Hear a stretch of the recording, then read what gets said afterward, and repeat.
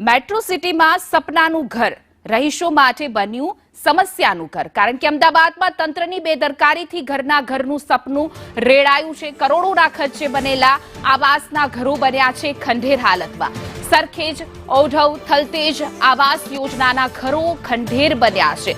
નવનિર્મિત કરોડોના ખર્ચે બનેલા આવાસ દયનીય હાલતમાં જોવા મળી રહ્યા છે। મકાનો લોકોને ફાળવવામાં તંત્રની ઉદાસીનતાના કારણે લોકો છે, ગરીબ પરિવાર છે, તે ઘરના સપના જે સેવાયા હતા તે હવે ધૂળ ખાઈ રહ્યા છે। લાભાર્થીઓ વંચિત છે। બીજી તરફ નવા બનેલા આવાસ ખંડેર થતા જઈ રહ્યા છે।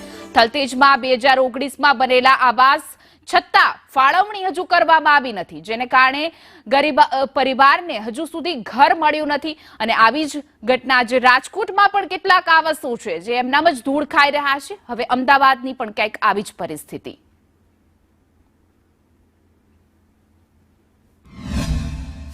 ગરીબને પોતાના ઘરનું ઘર મળી રહે તે માટે સરકારી આવાસ યોજના શરૂ કરવામાં આવી।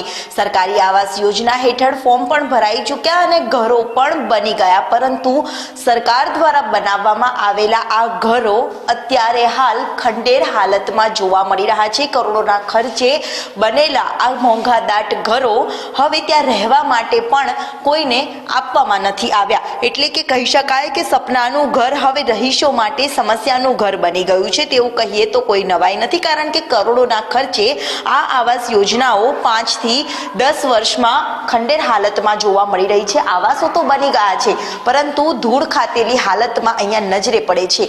લોકોના ઘરનું સપનું પૂરું થાય તે માટેની યોજનાઓ હાલ ખોરંભે ચઢી હોય તેમ કહીએ તો નવાઈ નથી રહી, કારણ કે અહીંયા અમદાવાદના અલગ અલગ સ્થળ સરખેજ આવાસ યોજના હોય કે ઓઢવ આવાસ યોજના હોય કે પછી સિંધુ ભવન થલતેજ પાસે આવેલી આ આવાસ યોજનાના દ્રશ્ય હાલ ટીવી સ્ક્રીન પર જોવા મળી રહ્યા છે કે જ્યાં અત્યાર સુધીમાં મકાનોની ફાળવણી છે તે કરવામાં નથી આવી અને એ જ ફાળવણીના અભાવે બનાવવામાં આવેલા કરોડોના ખર્ચે આ આવાસો ધૂળ ખાતી હાલતમાં નજરે પડી રહ્યા છે।